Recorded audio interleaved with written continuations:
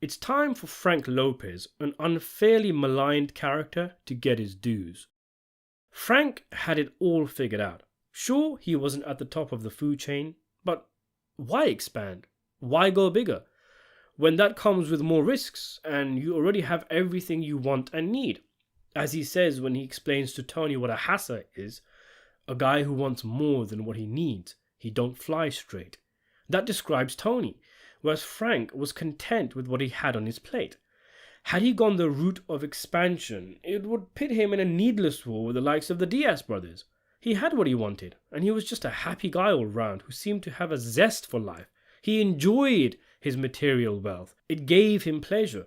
He had the little league he was invested in, and he was a great laugh. Tony, on the other hand, in his own words, wanted the world and everything in it.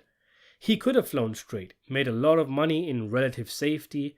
Instead, his ambition, coupled with his recklessness, opens him up to all sorts of risk.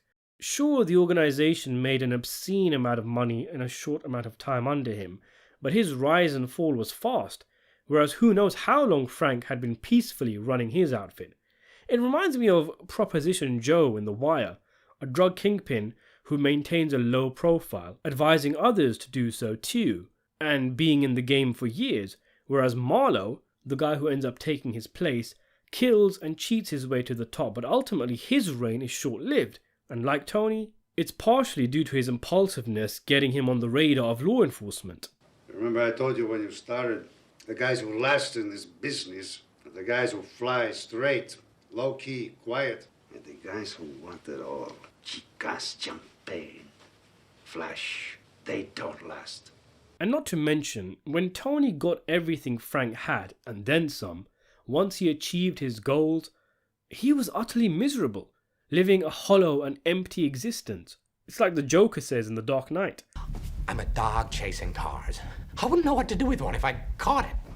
Tony had caught his car, but now that he had done so, he had no further drive or goals.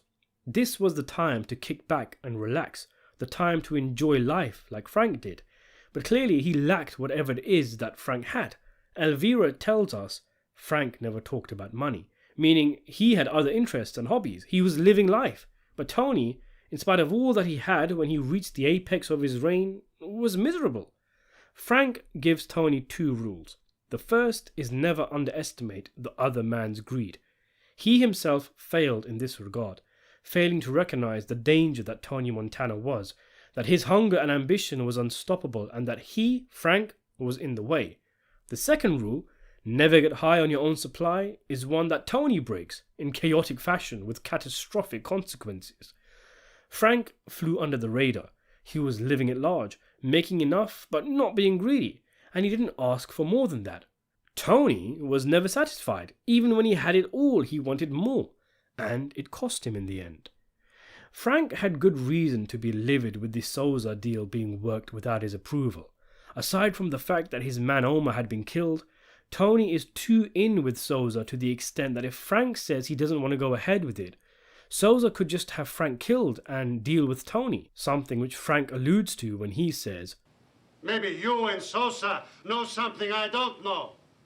But if he goes along with the deal, he has effectively submitted to Tony's initiative and will earn the fury of his competitors, potentially igniting a war that he would not be able to win. The deal could very well get him killed, not least because if he can't deliver the money required, as he says, Sosa would send in a hit squad, which is what happens in the end. This deal brings unnecessary heat to Frank. He was not ready at that moment in time to buy in and distribute the huge shipment that Tony agreed to. I'm planning on making a video about this in the future, but it could easily be that Sosa played Tony like a fool here, using Tony's impulsiveness to broker a deal that works in his favour and allows him to have a legitimate beef with Frank down the line when Lopez is unable to deliver. He's taken out a Frank loyalist, put a loose cannon into the broker position, and within just a single meeting, Frank is now in a jeopardizing position. Sosa was a snake, and Frank was right to be careful about him. He himself is just a low-level distributor. Sosa is an overseas kingpin who would have a nation's resource, military and police at his disposal, unlike the drug empires in the States, who have to survive on their own. All Tony was supposed to do was watch Omar's back, and he's come back to Miami all proud of himself that he's made such a great deal bringing in all this yayo, but is unable to see the forest for the trees, that he's a pawn in a much larger game. Frank's advice and wisdom throughout the film was solid. Everything he said pretty much came through. And going back to the initial confrontation between him and Tony, Tony's attitude here should easily, some would argue, get him killed. Putting aside that he came back with one less Omar and an unsanctioned deal that puts Frank in a weakened position, putting aside that Tony revealed he was making moves on the street on his own, something Frank takes a note of. You make moves on your own. Tony launches into his monologue about expanding and thinking big, but Frank tries to open Tony's eyes here one last time that he was going down a dangerous path, that his hubris was going to come back to bite him. But he couldn't get through to Tony. The man is simply a loose cannon, and Frank repeating, "I am the boss," reminds me of a line from Tywin Lannister in Game of Thrones when he says, "Any man who must say I am the king is no true king." Because Frank can see here that Tony no longer sees himself as a subordinate to Frank. Him retorting, "You finished? Can I go now?" is a level of insubordination unacceptable for an employee of any company, let alone a criminal drug empire.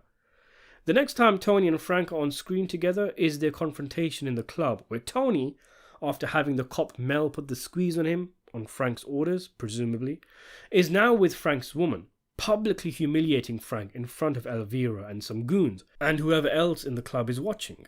Frank has every right to take out Tony after this scene.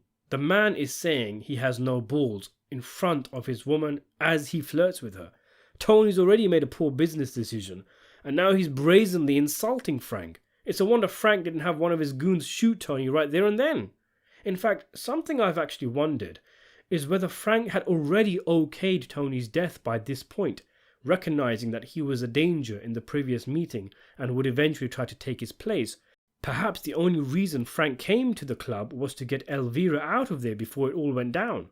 Although a hole in this theory would be, why then did he send in the cop beforehand to mess with Montana?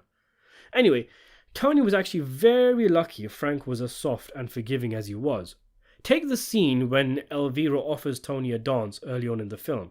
A less secure mobster, Tommy from Goodfellas maybe, might be so enraged he might have had Tony killed for this, furious that his wife has eyes for another man. Frank, however, doesn't see it as a big deal. He doesn't want to dance with her, so why not let his wife dance with the new guy? Or how about later on, when Tony forcibly kisses Elvira? Or even what he says to her when they first dance, or any number of things he does or says to her throughout the film. If she wasn't so zoned out all the time, she might have gone to Frank, telling him that the help has been touching her up, and what are you going to do about it? And unless he laughs that off too, it would be curtains for the rabid dog Tony Montana. So Montana is out of control, and Frank tries to have him whacked. Yes, it wasn't the best attempt in the world, and was an underhanded assassination attempt. But this is the underworld, and it's already been established that Frank doesn't have the best muscle, otherwise he would never hire Tony in the first place. Tony won the lottery by meeting Frank. He was a dishwasher, and only a dishwasher because Frank pulled a few strings in the first place. He was speed-run to his high position, yes, through his bravery, but also through Frank's openness. Frank showed him the ropes, bought him clothes, even presumably lent him his own clothes, seeing as though the duo seemed to be wearing the same suits in some scenes. Like the white suit that Tony wears when meeting Sosa is the same suit Frank wears in his final scene, implying Frank gave him some clothes for the meeting. Once Frank is out of the way, he gets some short-term success, but through a multitude of mistakes, something I want to tackle in another video, Tony Montana's fall is swift and sharp. He needed no help from Frank getting killed. In fact, had he listened to Frank's words of wisdom, he might have been at the forefront of a grand drug empire instead of coming and going in a flash.